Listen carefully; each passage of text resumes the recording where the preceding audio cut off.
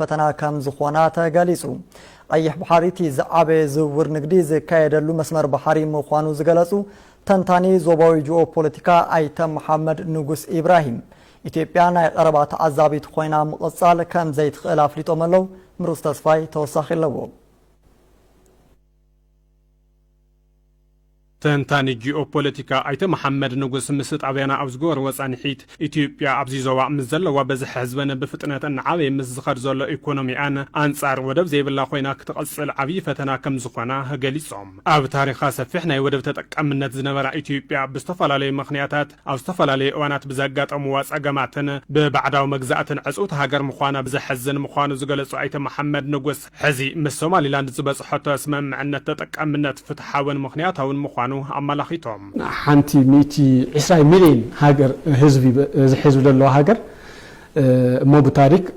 ሰፊሕና ባሕሪ ተጠቃሚት ነበረ አክሰስ ነበረ ሃገር ኣብዚ ዞባ እንደገና በኢኮኖሚ ወታደራዊ ኃይል ጸላይ ትባሃል ሃገር which is landlocked ና ባሕሪ በር ለይብላ ዕፁት ሃገር ኮይና ለመቀጻል ሓደጉ بناشنال انترست أنصار سكريتي أنصار economically growth أنصار عوي محل خوي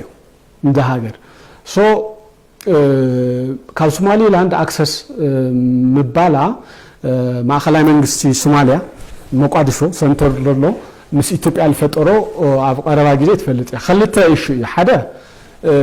sovereign state يا part of Somali great Somali level انتنيم لو علو برغصم يا officially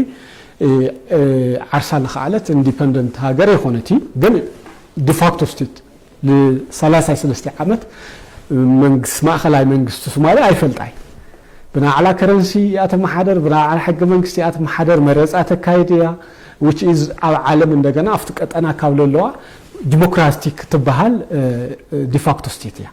ኣብዚ ዞባ ብዙሓት ዓበይቲ ሃገራት ብሄራዊ ጥቕመን ንምሕላው ብዙሓት ናቁጣታት ወተሃደር እናሃ ነፃ ምዃነን ዝጠቐሱ ተንታኒ ጂኦፖለቲካ አይተ መሐመድ ንጉስ ኢትዮጵያ ናይ ቀረባ ተዓዛቢት ኮይና መቐጻል ኣብ ፀጥታውን ኢኮኖሚያውን ጉዳያታ ከቢድ ሳዕብየን ከም ዝህልዎ ገሊጾም ኣብ ጅቡቲ ለሎ ብጣዕሚ ዝተጨናነቐ ና 6-7 ሃገራት ና ሚሊተሪ ቤዝ ኣሎ ኣብ የመን ለሎ ና ሁቲ አንሳሩላህ ልበሃል عالم نقد قيح بحري زريتسي هم غيرو اوروبا قط هم لبلو ريخا مس اسرائيل لنا في غازا طورنت تاسيرو so they need alternative strategic area not only Djibouti ግን መማረጪ ይደልዮም ዝመርማረጽ እዚ እንደገና ሶማሊ ላንድ እዩ ዓለም ሕዝል ደለ እንግሊዝ አብ ኢንተረስት ዩኤኢ አረብ ኤሚሬትስ ቱርኪ ኢንተረስት ነዋ አሜሪካ ኢንተረስት ነዋ why not ኢትዮጵያ ኢንተረስት ለይብላ ሀዝናይ ጥያቄ ኢትዮጵያ ነተጠቀምነት ወደብ በዲፕሎማሲያውን ኣብ ሓበራዊ ተረባሕነትን ዝተመርኮሰ ሕቶታትን ስምምዕነትን ንምውናን ወደብ እናገበረቶ ዘላ ዲፕሎማሲያዊ ከይትታት ዝነኣዱ አይተ መሐመድ ንጉስ ኮይኑ ግን ኢትዮጵያ ከይትዓበን ብሃፍታ ከይትጥቀመን ብወገን ግብፂ ሕዝውን ሽርሕታት መቐጻሎም ገሊጾም ዲፕሎማቲክ ለኾነ ረኽቢ ብመንግስቲ ቱርኪ ፎርማል ብለይኾነ ብሕታዊ እንትን ብተናጸል በመንግስቲ ቱርኪ ዲፕሎማቲክ ለኾነ ፍታሕ ክረክብን እዩ تعاوي تاجم حزي أبزي زوبا historically نا ذكرني أفريقيا بتلينا إثيوبيا بهرا وروحة كخبر ليتدلي حنت هاجرني جبتي